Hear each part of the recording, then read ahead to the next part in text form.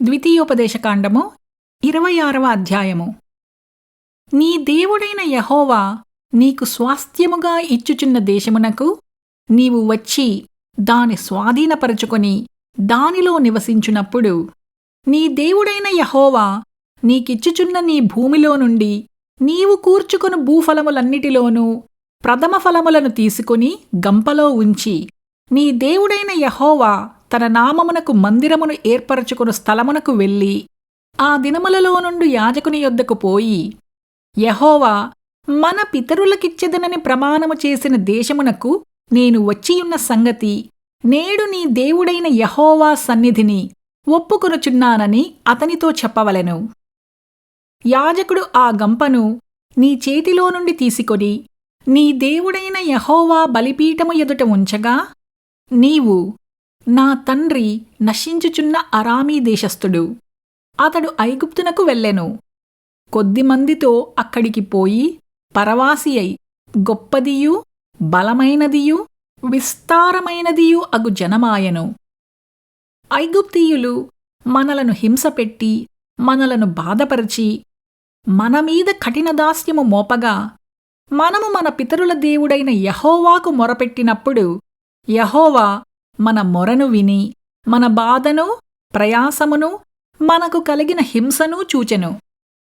అప్పుడు యెహోవా బాహుబలము వలనను చాపిన చేతి వలనను మహాభయము వలనను సూచక క్రియల వలనను మహత్కార్యముల వలనను ఐగుప్తులో నుండి మనలను రప్పించి ఈ స్థలమునకు మనలను చేర్చి పాలు తేనెలు ప్రవహించు దేశమయ్యున్న ఈ దేశమును మనకిచ్చెను. కాబట్టి యెహోవా, నీవే నాకిచ్చిన భూమి యొక్క ప్రథమ ఫలములను నేను తెచ్చియున్నానని నీ దేవుడైన యెహోవా సన్నిధిని చెప్పి, నీ దేవుడైన యెహోవా సన్నిధిని దాని పెట్టి, నీ దేవుడైన యెహోవా సన్నిధిని నమస్కారము చేసి, నీకును నీ ఇంటివారికిని నీ దేవుడైన యెహోవా దయచేసిన మేలంతటి విషయము నీవును లేవీయులును నీ దేశములో ఉన్న పరదేశులను సంతోషింపవలెను.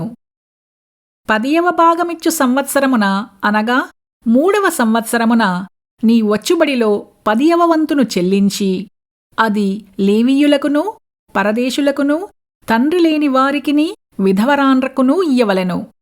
వారు నీ గ్రామములలో తిని తృప్తి పొందిన తరువాత నీవు నీ దేవుడైన యెహోవా సన్నిధిని నీవు నాకాజ్ఞాపించిన నీ ఆజ్ఞలన్నిటి చొప్పున నా ఇంట నుండి ప్రతిష్ఠితమైన దానిని తీసివేసి, లేవీయులకును పరదేశులకును తండ్రి లేని వారికిని విధవరాండ్రకును నేనిచ్చియున్నాను. నీ ఆజ్ఞలలో దేనిని నేను మీరలేదు, దేనిని మరచిపోలేదు. నేను దుఃఖములోనుండగా దానిలో కొంచెమైనను తినలేదు, అపవిత్రుడనై ఉండగా దానిలో దేనిని తీసివేయలేదు. చనిపోయిన వారి విషయమై దానిలో ఏదియూ నేనియ్యలేదు. నా దేవుడైన యెహోవా మాట విని నీవు నాకాజ్ఞాపించినట్లు సమస్తమూ జరిపియున్నాను.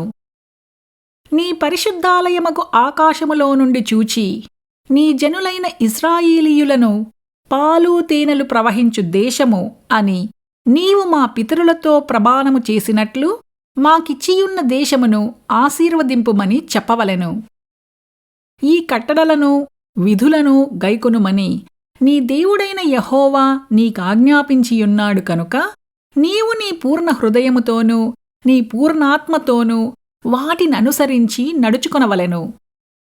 యెహోవాయే నీకు దేవుడయ్యున్నాడనియు నీవు ఆయన మార్గములయందు నడిచి ఆయన కట్టడలను ఆయన ఆజ్ఞలను ఆయన విధులను అనుసరించి ఆయన మాట విందుననియు నేడు ఆయనతో మాట ఇచ్చితివి. మరియు యెహోవా నీతో చెప్పినట్లు నీవే తనకు స్వకీయ జనమయ్యుండి తన ఆజ్ఞలన్నిటినీ గైకొందువనియు తాను సృజించిన సమస్త జనముల కంటే నీకు కీర్తి ఘనత పేరు కలుగునట్లు నిన్ను హెచ్చించుదునని ఆయన సెలవిచ్చినట్లు నీవు నీ దేవుడైన యెహోవాకు ప్రతిష్ఠిత జనమయ్యుందువనియు యెహోవా ఈ దినమున ప్రకటించెను.